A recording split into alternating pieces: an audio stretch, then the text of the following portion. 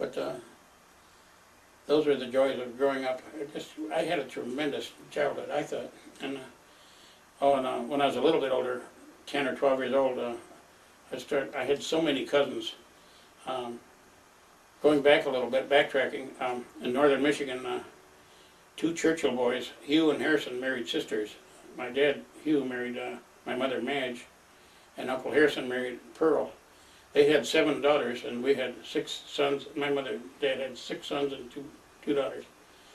But they moved to Hazel Park at the same time, and Uncle Walter and Uncle John Scott, they were brothers. They married 2 younger sisters, Hill sisters. Walter married Beatrice, and John married Mabel. And as I said before, Walter and Beatrice had 4 sons and a daughter, and Mabel had 2 daughters that were older. They were about Beta's age, and then Jack and Donald, the nickname Topper. I never heard him called Donald at home. It was always Topper. And Jack was born in 1924, and Topper in 1926. So they were a little bit younger than I was. But Bun and Bull Scott were, Bun was the one that was called Verdon, and Bull was Verlin. But Bull was my age. He was born in April 23rd, 1922, the same year I was. And Bun was 2 years older. But we were just thick as thieves. We just together all the time. And our mothers always say, we never know who's going to be in that bed when we look in the morning. Sometimes Bun would be at our house, Bun or Bull or Jack or Topper, or we'd be over at their house. And sometimes in the hot summer, my mother would give us a couple sheets and we'd lay out on the front lawn. Maybe 6 or 8 kids sleep on the front lawn, and we'd just have a ball. She said, you can stay out there, just don't make noise. Don't keep your dad awake all night. So we'd be telling stories, ghost stories, and scaring each other. But we didn't have television. We didn't need it. We just had our own fun. But one story just came to my mind when we were living on Granite Street. There were 20 kids in the 2 blocks from John R. down to Stevenson Highway. It was 2 long blocks. There were 20 kids that played football at Hazel Park High School. They lived on that street. And that was a wonderful street to live on. We had, as soon as school was over, we'd run to this play field down the street from us and play touch football. Even in the summer, we'd be playing football. And some of these kids were really good. And there was one girl that was tougher than any of the boys. Her name was Annie Gordon.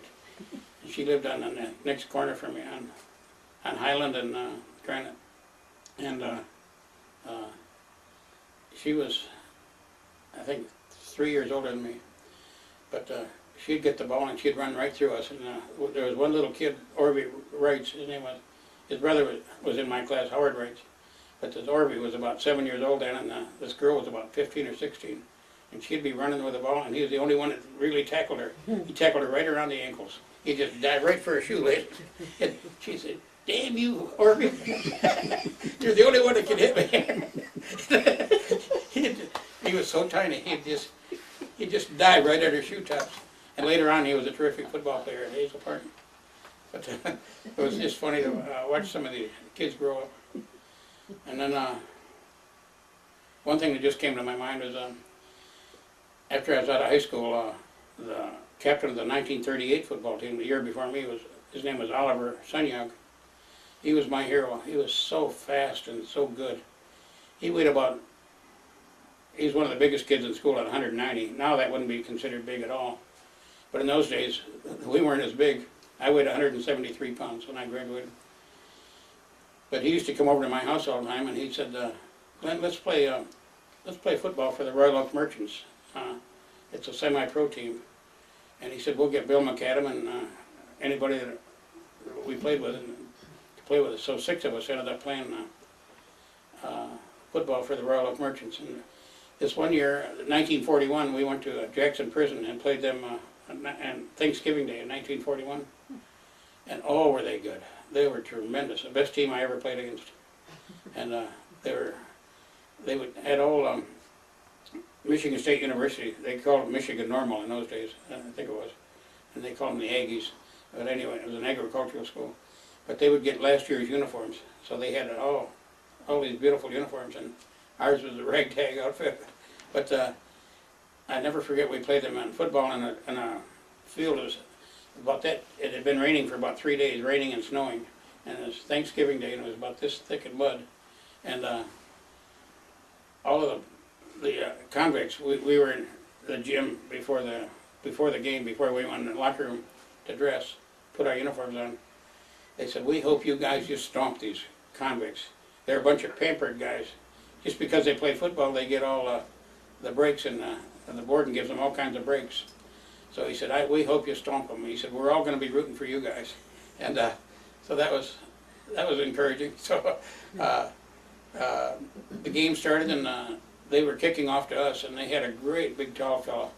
And nowadays they wouldn't be considered big, but he probably weighed 240. This one great big hillbilly fellow.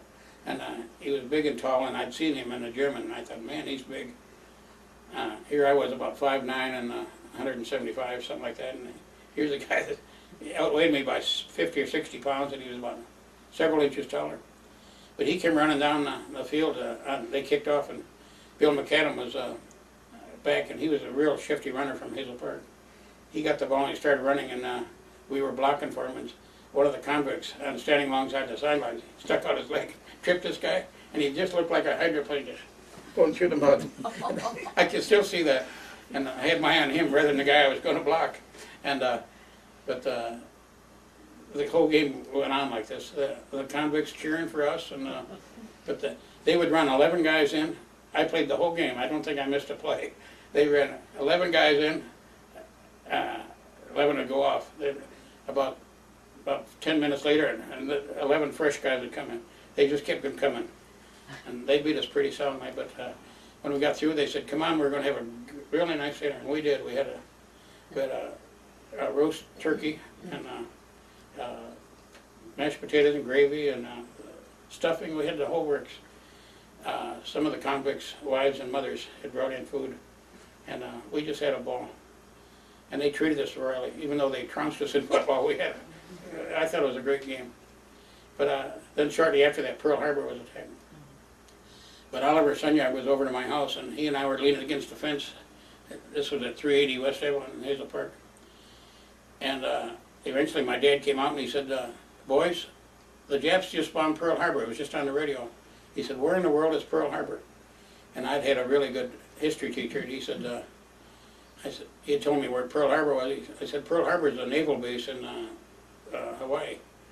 That's where our Western Fleet, the Pacific Fleet is all stationed." And I said, "I got some good buddies there." And he said, "Well, they were just attacked by the Japanese." I said, "I knew we were going to go to war with them, but I didn't think it would be this quick." So Oliver said, he turned to me, he said, "Glenn, I'm going to the Federal Building in the morning and enlist in the Marine Corps." And just to look ahead a few months, a year or so, he got killed in Saipan. He was still in the water, several hundred feet out in the water, and he got killed. But he was one of the best friends I ever had. I had a letter from him. We used to write back and forth to all the guys. I probably corresponded with 15 or 20 fellows that I went to school with, and they were all over the world. And I wish I'd have saved those letters. They would be invaluable. But I had a letter from him that I found out later he was dead by the time I received the letter. He was dead, and I didn't get it for a couple of weeks. But he had been killed by that time.